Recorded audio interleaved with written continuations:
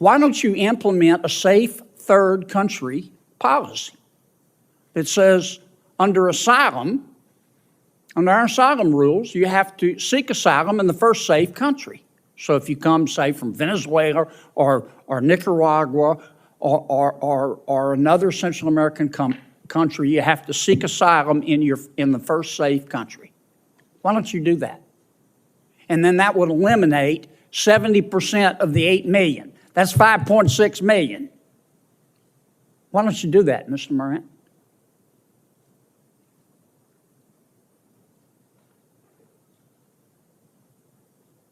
Is that a question, sir? Yes. That's All I've been asking are questions. That's beyond the purview of HSI. Oh, okay. All right, guys. So with all the crazy things going on across the world and in this country, we got to talk about what I believe to be the biggest threat to this country that we're not talking about enough, which is the crisis at the southern border. Make no mistake about it. I don't care what the left says about the southern border in the language that we use. It is appropriate to call it a full-blown invasion, right? Because that is what is happening. This country is being invaded at the southern border, and our politicians are sitting in Washington, D.C., arguing about how much money they want to send abroad to help other countries protect their borders. Biden just drafted a $100 billion package to send money abroad to different countries to help them protect their borders while continuing to ignore our borders. The only money that he wants to spend when it comes to our borders is helping more illegals come into the country as asylum seekers and refugees. He doesn't actually want to spend any money actually decreasing the amount of people coming into the country and just stopping the immigration process, because I think at this point we've let so many people into this country that we need to press pause on immigration for right now, right? We need to press pause, figure out what the hell is going on, fix it, and then maybe we can have a new and improved process for properly allowing people into this country, at least people that we know who they are and where they're from and why they're here, and whether or not they actually want to commit some act of violence that may cost American citizens their lives. Okay, this border crisis is the worst in American history. If you look at some of the numbers here that have been released from the Republicans and the U.S. Customs and Border Protection, they're staggering, right? They're absolutely staggering. Ever since Biden took office, over 6.2 million illegal crossings have happened at the border. There have been 7.5 million enforcement encounters nationwide. In September, there were 269,735 illegal immigrants encountered at the southern border. This is a 300% increase from September of 2020. Border Patrol has seized 27,023 pounds of fentanyl in 2023. This is a 464% increase from fiscal year 2020. You had 169 people whose names appear on the terror watch list who were stopped trying to cross the southern border. Okay, so we quite literally have terrorists that are trying to get into this country.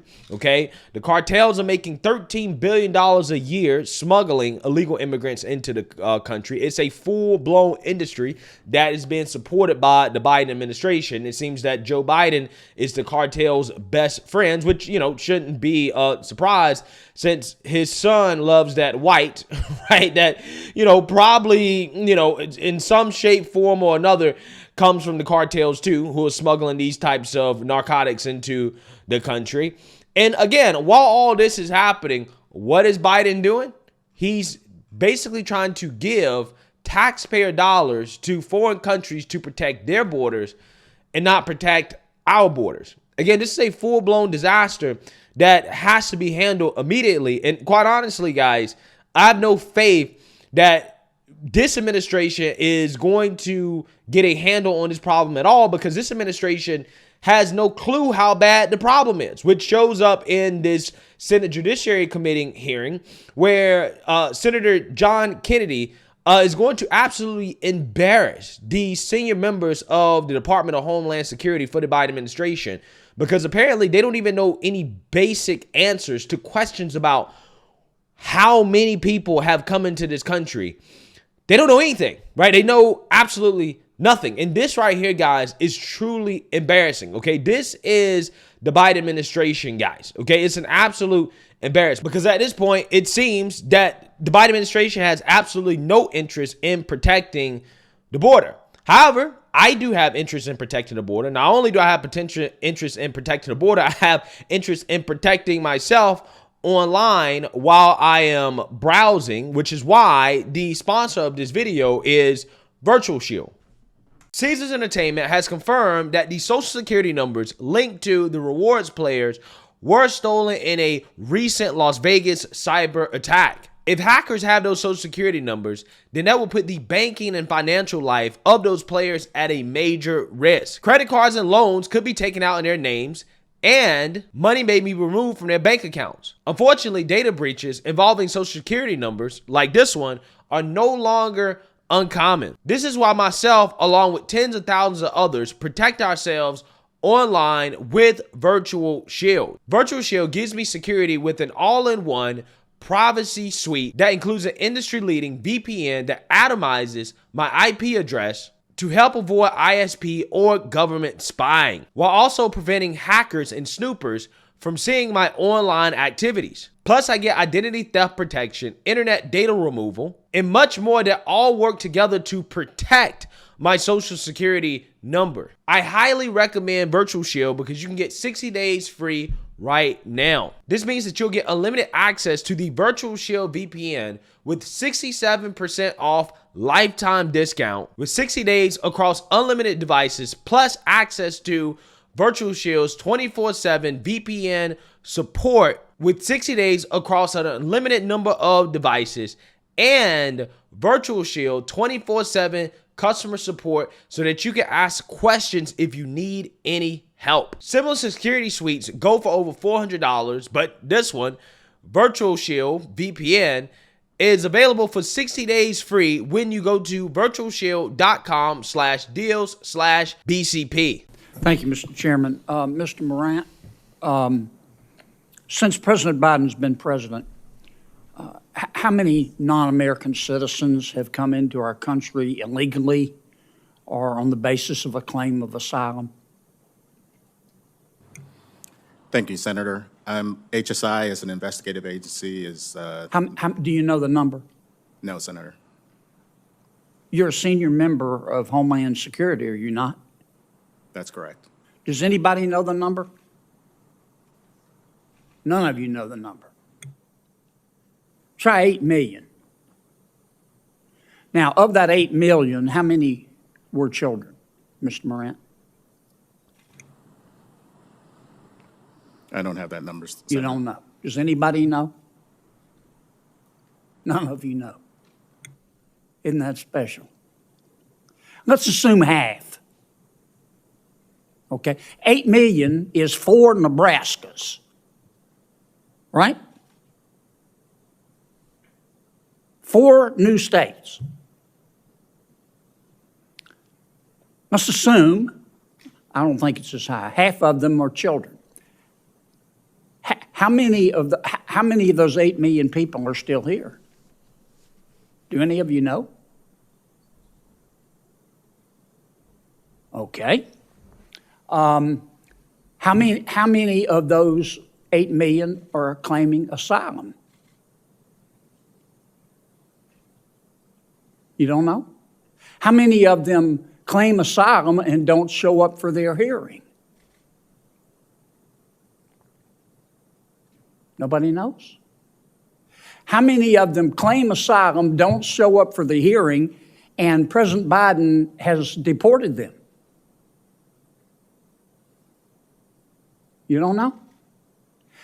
How many of them have claimed asylum, shown up for their asylum hearing, and been denied asylum and been deported? You don't know. Wow. Wow. Just wow. I'm speechless. These people who are supposed to be senior members of the Department of Homeland Security don't have any basic facts or statistics about the actual job of the Department of Homeland Security, which is to protect this country and to monitor and to control immigration into this country. They don't even know how many people they've deported, right? They have no clue. They don't know how many people that have applied for asylum, got denied asylum, and then they sent them back to the country. Because, look, there's no real interest in doing that. They don't really want to do that, right? That's not what the Biden administration wants to do. The invasion that is happening at the border, best believe, is being done on purpose. That's why these people have absolutely no incentive to keep up with any of these key statistics or key facts about what's happening, because they don't give a damn, right? They don't give a damn. These people want illegals in this country because it's cheap labor, right, for big corporations. These people, if they happen to get citizenship one day, they're going to be future Democrat Party voters. Not all of them, but a lot of them will be. Their children most certainly will be Democrat Party voters, considering the indoctrination in our education system. It's all done on purpose to help the Democrats accumulate more power and more control. This is why they don't give a damn about it when the illegals are all in red states. When they're in Texas, Arizona, Florida, okay, the southern border, the southern states, they don't care because they know that, okay, well, these are future Democrat Party voters, right? These people are going to add more diversity, equity, and inclusion to the country.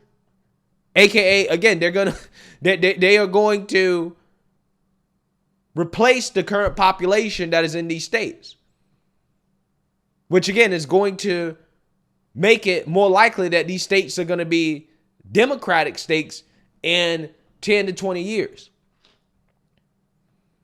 And that's why they boohoo, whine, and complain when the illegals show up to liberal cities where Democrats already have control. They're like, we don't need you here, right? We need you here for the cheap labor. We'll take a little bit of the cheap labor. But the mass influx is for voting, right? It's for power purposes. We don't need you here. We need you in Texas, right? We need you in Arizona. We need you in the states that we're trying to flip blue permanently.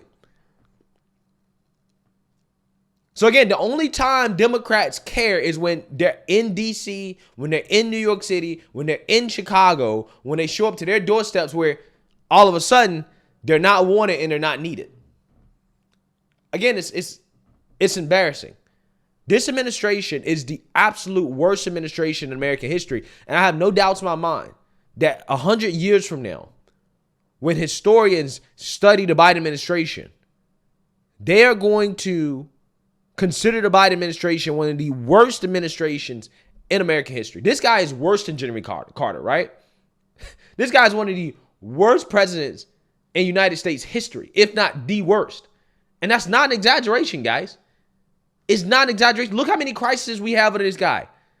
We've been dragged back into foreign wars. There's now problems in the Middle East again. China's about to invade Taiwan. Inflation's out of control. People can't afford a home. The southern border is wide open. Crime is out of control. This is the absolute worst state that this country has been in a long time. All because of the Biden administration and Democrats regaining control after 2020. Straight as simple. How many of them were from Mexico? You don't know. Yeah, because anybody can come to the border and claim asylum, right? It doesn't matter what country they're from at this point, right? Now, the Venezuelans are getting special treatment, but let's not pretend they're not letting anybody, right? You could be the average Mexican, come to the border, say, hey, I'm hungry. I can't find a job. I'm escaping political violence because of the cartel or whatever. I want asylum, and they'll let you in, right? You can just walk right in. They're not going to tell you to turn back around and deal with it in your own country. Doesn't matter where you're from at this point. They're letting everybody in. About 30%. That means 70% were not, right? Surely you know the answer to that. 30% minus 100% is 70%. Am I right?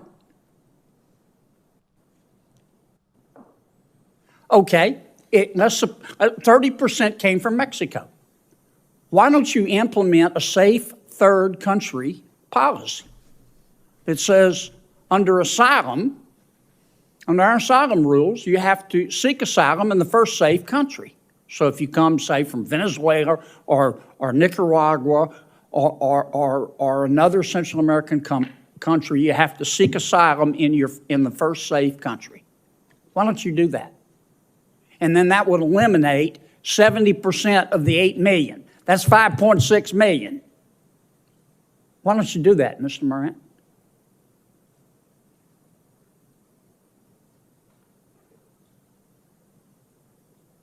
Is that a question, sir? Yes.